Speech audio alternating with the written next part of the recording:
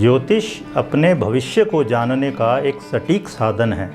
ज्योतिष को वेदों से उत्पत्ति होने के कारण वैदिक ज्योतिष कहा जाता है। इसे हिंदू एस्ट्रोलॉजी या इंडियन एस्ट्रोलॉजी भी कहते हैं। ज्योतिष शास्त्र को वेदांग या वेद चक्षु यानी वेदों की आँख भी माना जाता है, क्योंकि हम ज्योतिष द्वारा ही भूत, भविष्य और वर्तमान को देखते हैं, पूर्वानुमान लगाते हैं।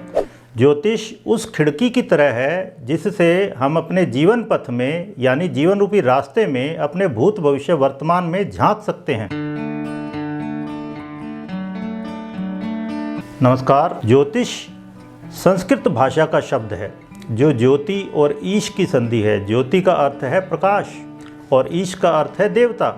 इस प्रकार ज्योतिष का शाब्दिक अर्थ हुआ प्रकाश के देवता। और प्रकाश के देवता कौन है? हमारे सौर मंडल के ग्रह, नक्षत्र, तारे। वैदिक ज्योतिष के अनुसार सभी ग्रह और तारे धरती पर होने वाली घटनाओं को प्रभावित करते हैं या अपनी विभिन्न पोजीशंस के द्वारा ऐसी घटनाओं के संकेत करते हैं। इंग्लिश में ज्योतिष के समकक्ष शब्द एस्ट्रोलॉजी है।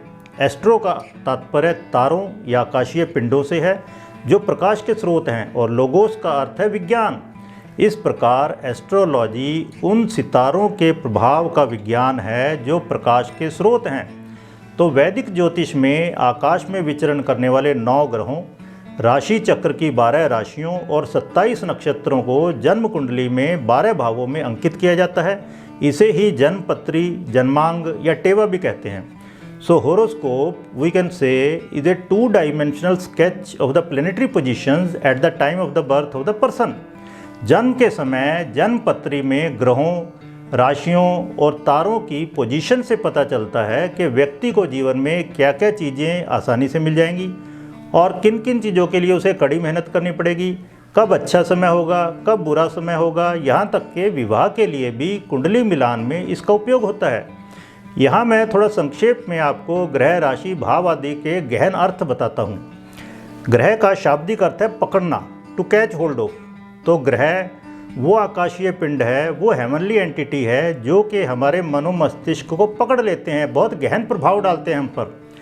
और राशि का शाब्दिक अर्थ है मात्रा। रूप राशि, धन राशि, जल राशि शब्द मिलते हैं ना। धन राशि amount of money. So an amount of 30 degree in space is called राशि।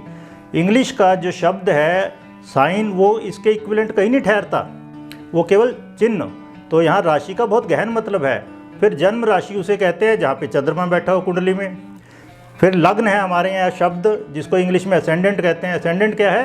The sign rising in the eastern horizon at the moment of birth.